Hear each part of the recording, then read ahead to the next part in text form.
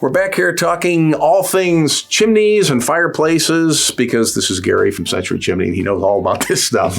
Got a question for you, Gary. So Sure. On the inside of the chimney, that takes the smoke out, there's a liner. And I always wondered, why do you need a liner? Because, I mean, it's brick, it's stone, that your chimney's made of. So what's the purpose? There's a number of purposes, actually. It prevents heat transfer to the materials in your home outside of that. So you have your liner, then you have the brick, and then you have wood framing on your home.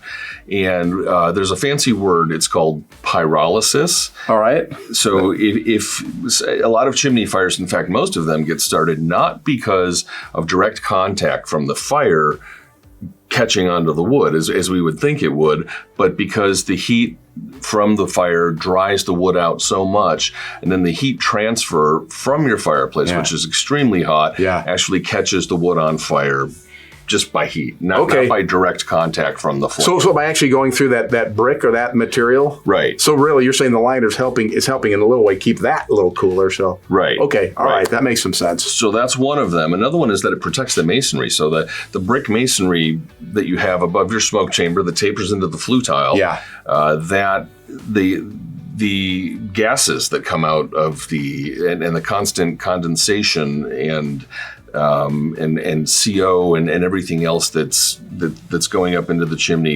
There are acids that get built up, and that eats away at the brick much quicker than it would the liner, which is fired a certain way. Now we're talking about ceramic clay tiles in this case. Right. When we replace those, when they're badly damaged, we put in stainless steel, which is a much better option. Okay. It's a lifetime warranty, easier to clean. You're more likely to be able to withstand a chimney fire should you be a little lax with your schedule of chimney cleaning them. So far we have the liners helping prevent, the heat being transferred to the wood, and it's actually protecting, could be protecting the material of the chimney itself. Is there any other reason, a role that the liner plays? Well, there are important things to know about the liner. It needs to be sized correctly. Okay. If a chimney liner is too small, we all think that's common sense. We don't have a big enough exhaust. Right. If we have too small of an exhaust on our car, the engine's not going to run correctly.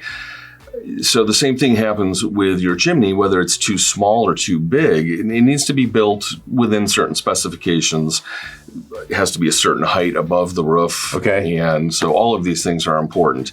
It's not just important to have a liner for your fireplace, but what else is piped into a chimney commonly is our gas appliances. Yeah, that's right. So we have gas furnaces, we have hot water heaters, and they are putting moisture into a chimney with a clay tile liner. It really wasn't built for our high efficiency units now. We have gas furnaces going into homes that are 80-85%.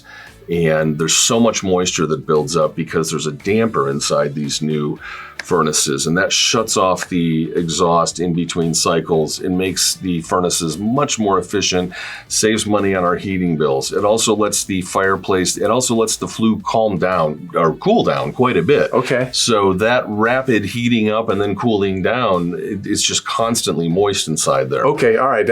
In the Cleveland winters, it's so cold that just freezes and contracts and then expands when it heats up over and over and over. So very important to have a liner for a furnace and or hot water heater. I'm really glad you shared that point. That's something I hadn't really considered. And I know, obviously in my house, that all feeds into my chimney as well. And sure. They take that in consideration. And the material for that should be stainless steel as well. Okay. Too often people are putting in aluminum liners for furnaces. We still see heating and cooling companies do it.